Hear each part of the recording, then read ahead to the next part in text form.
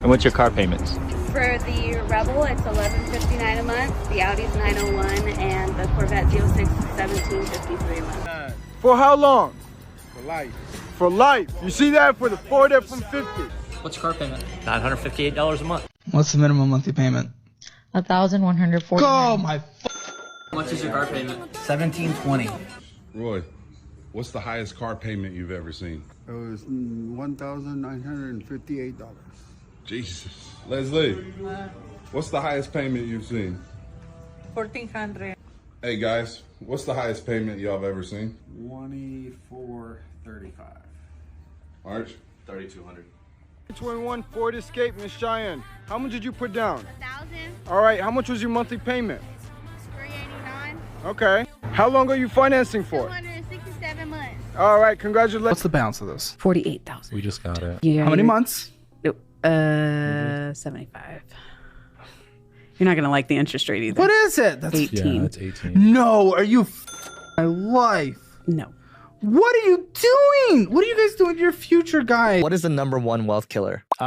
Yeah, new cars. Car payments in general. So I made this video last year about the #1 wealth killer that nobody talks about. In my opinion, I don't think anybody should ever buy a new car. If you're trying to be financially savvy, never buy new, because buying a new car is basically just throwing your money away to depreciation most of the time. And how much are you losing once you drive the car off the lot? Yeah, off the lot, depending on the model, 15%, 20% right off the top there. And then in the first 3 years, you typically lose 40% of the car's value. That's typical depreciation curves. Obviously, for some sports model cars, it could be a lot higher. For some cars that hold their value well, like I think a RAV4 holds their value really well, it might be lower, but on average, about 40%. So I'm assuming that you should buy used. You should also never lease a car, I'm assuming. Leasing a car could be good depending on who you are, but you should almost try to always buy a car that's 3 years used. I found that that's the sweet spot, because if it's 3 years used, it still feels new. It probably has less than 30,000 miles on it, hopefully. And honestly, the models don't change that often, so people will just look at you and they're like, oh, he's driving a new car. And it'll save you so much money. So if you are going to buy a new car, make sure it's 3 years used, 4 years used, maybe certified pre-owned, and you'll save a bunch of money there. Welcome back to our channel. Before we dive into today's topic, don't forget to hit that like button and subscribe. You don't want to miss out on our latest content. So today, we're diving into a topic that's hitting hard in our tíos chancla at a family reunion. Car payments, that's right. Yes, those monthly reminders that your wallet's on a diet. Stick around because we got some eye-opening facts, a few laughs, and tips to keep you cruising without breaking the bank. So I was talking to my buddy the other day, and he goes, I just got a ride. I said, congrats, man. What you get? He goes, a 2025 empty wallet. I was like, is that the new electric car? He said, nah, man. That's my bank account after the first payment. Damn. But seriously, folks, let's talk numbers. Did you know that the average monthly payment for a new car in the US is now over $700? That's like subscribing to every streaming service, gym membership, and still have enough left over for daily tacos. And trust me, I know my tacos. It's wild, right? People are out here signing car loans longer than some marriages. 5, 6, 7 years. Damn, those loans are long. By the time you pay off the car, it's old enough to drive itself. And don't get me started on interest rates. You're climbing faster than my way after the holidays. You think you're buying a car, but really, you're just dating the bank with monthly alimony. That's crazy, man. But hey, don't go trading your car for a unicycle just yet. Stick around, because we got some tips to help you navigate this automotive obstacle course. Remember, it's not about the size of the car. It's about the journey and making sure you can afford the gas. So buckle up, hit that subscribe button, and let's drive through this together. And if it all fails, there's always public transportation, where the only monthly payment is your patience. So, that's if you have any. So let's get to it. Please come check my math right quick, because this cannot be right, nor can it be legal. Can't be. Yes, sir. Miss Tendra came out here and got this 2021 Nissan Rogue. Miss Tendra, how much did you put down? All right. How much was your monthly payment? $490. All right. How long are you financing for? 324. All right. Only 324. Congratulations. Yeah. 324 months. There are 12 months in a year. Do you know how long that is? That's 27 years. $490 a month for 324 months is $158,000. lot of you guys are asking why my car payment is $1,000 a month, and here's why. So I told you guys I got my first car when I was a senior. It was the car of that year. I had a backup camera, I had a push start, everything, right? 9 months later, I crashed it and I totaled it, and my parents had already almost paid it off. So then they pulled me out another car, the same one, but I had to pay it. So I started paying it. I was giving payments, and I was almost done. I had less than 10,000, right? I always kept up with the maintenance, everything. And I don't know why, but there was so many recalls on this car to the point where it almost left me on the freeway a couple times, okay? By this time, I already had my son. He was a baby at that time. And it got to the point where it wasn't even safe for us to be driving in that car. Not even on the freeway, not anywhere. So my mom was like, it was time to upgrade. So I was like, all right, bet. So then I went in, and at that time, it was 2021. I got a 2021 Acura ILX, super nice, brand new, nice interior, everything, right? Never really gave me problems. And I got married. We have 3 kids now, fast forward to now. And we just didn't fit in that little car anymore. We needed a SUV, like a mom car. So I traded in this car, my car, for this car, and I'm actually carrying $10,000 of negative equity from my very first car. But I had no choice. Like, at that point, it was not safe to drive that car, so I was like, all right, I'm just gonna have to swallow it and take the L. So that's why my car payment is so high, but it's totally worth it for me because, yes, I have my mom car and we have our room. And look at this car seat. Look at how big it is. It takes up a lot of space because it turns. And my kids are comfortable. We have the stroller in the back. So to me, yes, it's $1,000, but it's our safety, and we have the room that we need. And I love my car. You drive. This is my car, 22 Porsche Taycan. And what's your car payment? $1,367. Yo, Mike, what car do you drive? Drive a 2020 Audi Q7 Prestige Black Optic. And what's your car payment? It's about $850. Yo, Gurram, what car do you drive? I drive a Lexus ES350. And what's your car payment? $700 a month. Yo, VJ, what car do you drive? An EQS 450. And what's your payment? Ooh, heavily $1,600. Yesterday, what car do you drive? I drive a 2022 Mercedes-Benz E450 Coupe. And what's your payment? It's about $12. If you have a $700 car payment, do you realize that is a $100,000 mortgage? When I'm pre-qualifying someone and they want a 350 home because they love it and they went to the open house and they want to make an offer on it and they have a $700 car payment, now it's $250. I can approve you. Yeah, but okay, so you're taking that $90,000 Yukon. Yeah. What, rolling it back up to an apartment complex? You're like, exactly. You look awesome, dude. I kind of predicted this. I'm not a fortune teller. I wish I was. What I can tell you is, look at all these. I kind of knew this was going to happen. All of these Land Cruisers on the lot. And we got 1, 2, 3, 4, 5. We got 6 just right here. And yeah, these things, let's see if we got any discounts. But I kind of knew this was going to happen just because how many Tacomas we got. I wasn't sure how exclusive or, you know, how many of these trucks we were going to get or they were going to get. But it's a lot of them on the lot. And now we're starting to see some discounts. So this is a $2,000 discount. And it's a 1958 edition. 4-wheel drive, 4x4, 4-wheel drive. So yeah, $2,000 off of these things because they're stacking up. And this is going to be fully loaded. And it's going to be for $71,000. I'll just be out here talking to people like I work here. I got to stop that. But $71,000. 71. All right, yo, we're at the auction. I'm going to show you how bad repos are getting and how new these vehicles are that are getting repossessed by the banks and being sold at the auction. Look at this.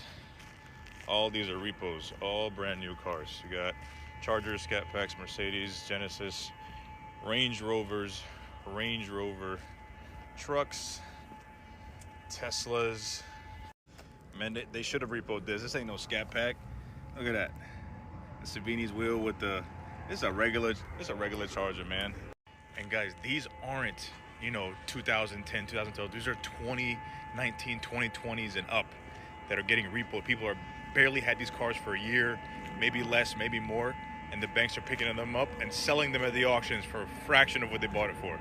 Show you how cooked the car market is with all these high interest loans, people bailing out of their auto loans because they can't even afford it. Here we have a 2019 Range Rover. Oh, this is beautiful. I'm sure whoever bought this probably paid an arm and a leg, and it's gonna go for a fraction of the cost of the auction. And during COVID and even till today, people are getting approved for these crazy loans on these cars, paying $1,200, $1,500 a month. Insurance is $300, $400, maybe $500 a month for them. So they're paying more than half their income on just an automobile. That doesn't include anything else, any maintenance or anything. It's crazy. Car market is getting stagnant. Inventory is going up. And the reason is people just don't know how to educate themselves, budget correctly. And dealers are taking advantage of that and marking up these cars at such an alarming rate. And banks are approving these loans. Alright, so let's get into the juicy middle part of this car payment chaos. You know the part where we break down the facts and stats, but of course we'll sprinkle in some laughs to keep it light. Let's start with the reality check. About 16% of new car buyers in the US are paying over $1,000 a month for their car payments. That's not a typo, folks. $1,000. That's like renting a small apartment or feeding a family of 4 with dessert. Damn, you might just need a part-time job to pay that car. Now, I don't know about you, but I'm spending $1,000 a month. That car better cook me breakfast, fold my laundry, and maybe even sing me a lullaby for that price. I want a car that's a transformer and not just in the movies. Let's talk about the interest rates again. They've been creeping up like your nosy neighbor peeking over the fence. The average interest rate for new car loans is around 6.9%, but for some folks with less than stellar credit, it's skyrocketing to 14% or more. At that rate, your car's not just costing you gas, it's guzzling your retirement fund. And then there are those sneaky extras. You know, the ones extended warranties, gap insurance, and let's not forget the dealer's favorite, the special undercoating. They make it sound like your car will turn into a pumpkin without it. Listen, if the undercoating is that special, it better make my car flow over potholes. Here's the kicker. A lot of folks don't even see the extra cost coming. They're just so excited about the new car smell. They don't notice the fine print that says, your soul is now collateral. You sign the papers, drive off the lot, and suddenly realize you enter into a relationship with payments more committed than your last relationship. Whew, man. But hey, let's not get too down. Remember, we're all about learning from this. It's like when you get a gym membership in January full of hope, only to realize by February that you've only been twice, but instead of giving up, you adjust your plan, maybe hit the treadmill more often, or in our case, figure out how to make those car payments work without eating ramen every night. So stick around, folks. Coming up, we're going to drop some knowledge bombs on how to handle these hefty car payments. We'll share tips that'll have you saving cash and maybe even sleeping better at night. Because giving up is not an option. And we're all about keeping the dream alive, 1 mile at a time. They owe $56,000 on that Beamer with a 15% interest rate. Oh my God. This Beamer will affect them for the next 10 years. They are underwater with this Beamer, meaning that they owe more than what it is worth. If you want to buy a house in the future, you do not buy a $56,000, $60,000 Beamer. I'm a realtor. You don't have to trust me, but talk to loan officers. The number one reason why people cannot buy houses today is their car payment. They have a $1,100 car payment. That's not including rent. That's before credit cards, possibly student loans. Please do not buy an expensive car. You don't need it. Alright, folks, now that we had a good laugh and digested some pretty intense facts, it's time to wrap this up with some solutions and, of course, a little motivation to keep you going strong. First up, if you're drowning in car payments, it's time to grab that snorkel and come up for air. One of the first things you can do is refinance your loan. Yeah, it's like giving your car a little financial facelift. If you improve your credit score since you first got your loan, you could snag a lower interest rate, which means smaller monthly payments. It's like finding out your favorite taco spot is doing a 2-for-1 deal. Win-win, right? And if refinancing isn't an option, consider downsizing. I know it's tough to part with your ride, but if your car payment is eating more of your budget than your grocery bill, it might be time to trade down. Think of it like upgrading your life by downgrading your car. You might not have the fancy bells and whistles, but you'll have a peace of mind, and that, my friends, is priceless. Now let's get a little creative. Carpooling and ride-sharing aren't just for high schoolers and Uber drivers. It's a great way to split costs and cut down on wear and tear. Plus, think of all the gas money you'll save. That's more cash for tacos and maybe even some chelas. Here's the thing, no matter how tight things get, giving up is not an option. We've all been there, facing a mountain of payments and feeling like there's no way out.